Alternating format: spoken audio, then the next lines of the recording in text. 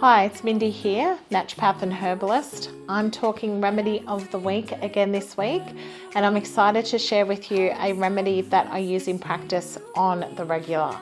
So many of my clients would recognize this remedy because I use it so widely that it is part of my fundamentals in clinic. So I'm talking about not a herb this week, I'm talking about a supplement that I use called NAC.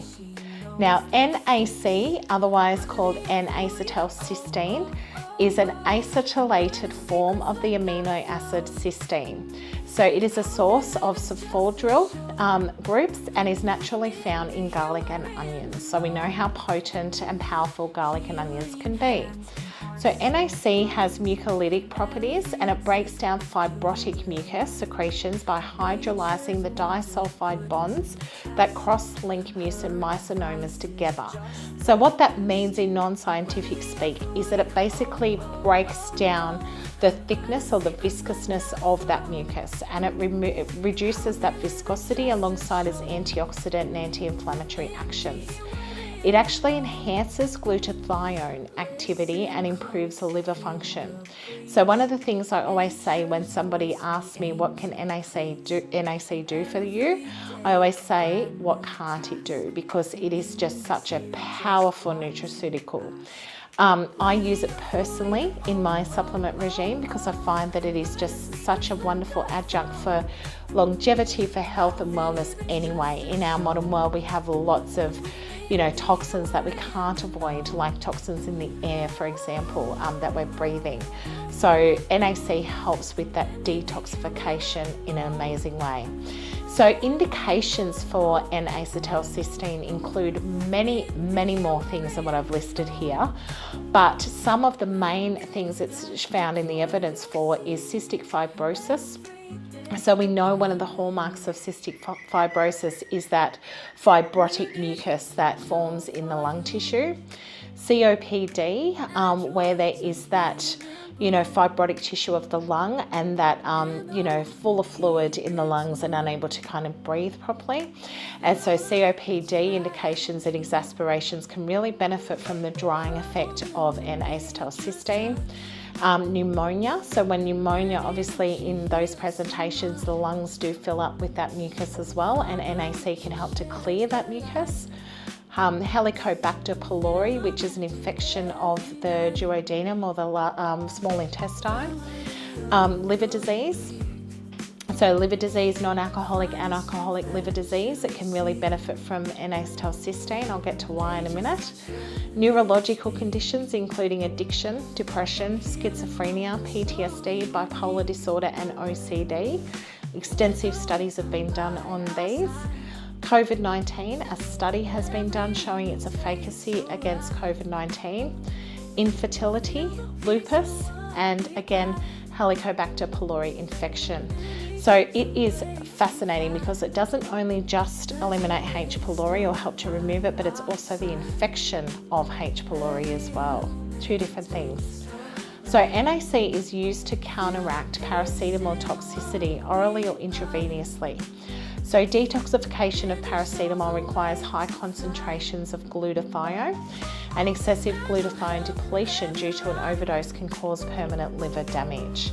So NAC depletion, NAC supplies the cysteine required for the synthesis of hepatic or liver glutathione. So glutathione is made in the liver, and it is one of the most powerful antioxidants of the body, and it improves this synthesis and the way the body uses glutathione. The presence of the acetyl group in NAC compared to just cysteine alone offers a significant therapeutic advantage owing to its enhanced stability and reduced susceptibility to oxidation. So it's basically more absorbed in the body by having an acetyl group attached to the cysteine. So glutathione directly as a supplement is not very well absorbed. It's very hard and not as bioavailable as what NAC is, and it breaks down very, very quickly, whereas NAC's ability to promote cellular synthesis of glutathione is the preferred option for improving glutathione levels. Every single cell of the body produces glutathione. So levels do begin to decline as we age. So it's a fantastic anti-aging supplement as well. And exposure to everyday toxins in our environment, like I said before, can deplete our glutathione. NAC encourages natural conversion of bioavailable glutathione and has an excellent safety profile in most cases. As always, consult a practitioner before you undertake any remedies or natural medicines. So I use it for many applications in clinic, and it's a wonderful adjunct to support the body with a multitude of issues. So again, it protects the liver, reduces neuropathy symptoms, it's anti-aging, reduces oxidative stress, and it actually helps protect the liver. So amazing. What can't it do is what I always say. So if we're talking about evidence of NAC, we would be here all day. NAC has been extensively studied in the medical literature. They do use it in hospital settings, and it is one of those prominent natural occurring supplements that can help the body in many, many ways. So in an open label randomized controlled trial, NAC pre-treatment reduced H. pylori, so Helicobacter pylori, antibiotic resistance. So H. pylori is usually treated pharmacologically by triple antigen antibiotic therapy, but a number of these infections are antibiotic resistant. And H. pylori is a dangerous bacteria of the gut because it can lead to peptic ulcer disease. So we want to make sure that it's eradicated and gone out of the system.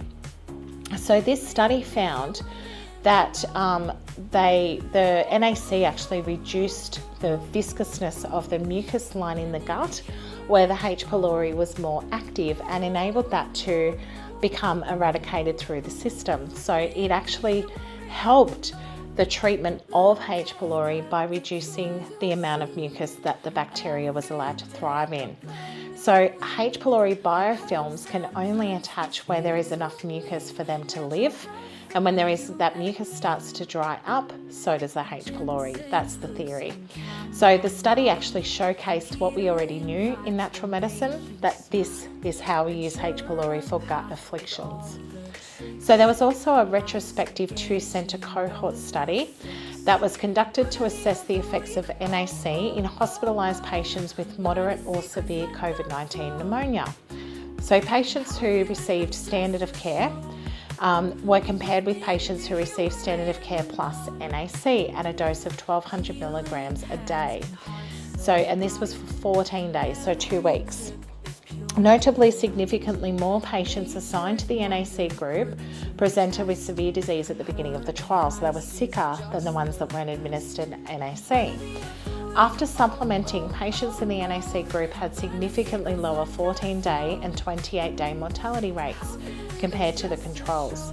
Treatment with NAC led to significantly lower rates of progression to severe respiratory failure, and there was less need for mechanical ventilation compared to the control group as well.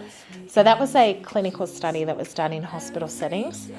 So I always think of it as an antioxidant. I always think of it as helping the body to clear infection. So I use it for a wide range of infections, not just COVID, but it is interesting that it has been touted or studied for its efficacy around COVID-19. So it is an amino acid compound that has a huge amount of evidence for its use in multiple applications. And as I said, it prevents hepatic or liver failure in hospital settings for drug-induced afflictions. So I'm going to show you some remedies of NAC that I have with me. And this is how I use it in clinical settings. So I have, first of all, an NAC powder. So this one is by Biomedica. They are a practitioner-only company here in Australia, and I use them for so many of my different remedies, and I love this one because it has some natural berry flavouring in it. So it becomes a superfood compound. This is my own personal stash that I use daily. So it has an amount of red powder, so it has superfood berry extracts in there. It's got a bit of beetroot in there, and it's got some berry powders in there too. So nothing else is in there. There's a little bit of silicon dioxide, natural minerals that help to bind the NAC, but it is a beautiful form of NA and N-acetylcysteine, and it is a good dose of nearly 1,000 milligrams per scoop. So if we open it up, we can see the powder in there. It's got a nice pinky colour.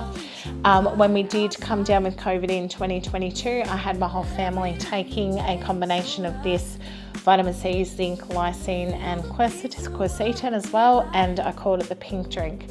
Whenever I tell my family I'm making pink drink, they all run for the hills because they find it quite potent to take, because it does have that sulfur type flavour to NAC, so they don't love it, but it helps them get better faster. So it is something that I will make my family take from time to time as well. So it comes in a little scoop, and the scoop is not massive, so it's easy to administer and dose. And so that is used in water, and I'm usually mixing it with other powders like my magnesium at night time. So we also have the convenience of capsules for NAC as well, and this is a 590 milligram capsule. So this can be taken twice a day, once a day, depending on the need. But for those that struggle with powders, I always find it really great that in natural medicine we have the ability to have a capsule option. So NAC I always have in my clinic. I have it in plain powder as well, without the berries in there, and I use it for a wide range of applications. It has also been studied for its safety in things like pregnancy. Don't take it unless you've seen a practitioner, but it can help with some of those awful symptoms of pregnancy. And there's also been some studies around recurrent pregnancy loss that NAC can prevent that from happening. So it is one of my wonder super nutraceuticals that I absolutely love as a naturopath. So if you don't know much about NAC, I hope you've learned something today. But it is one of my most powerful, my most favourite remedies that I have on offer. Thanks for watching.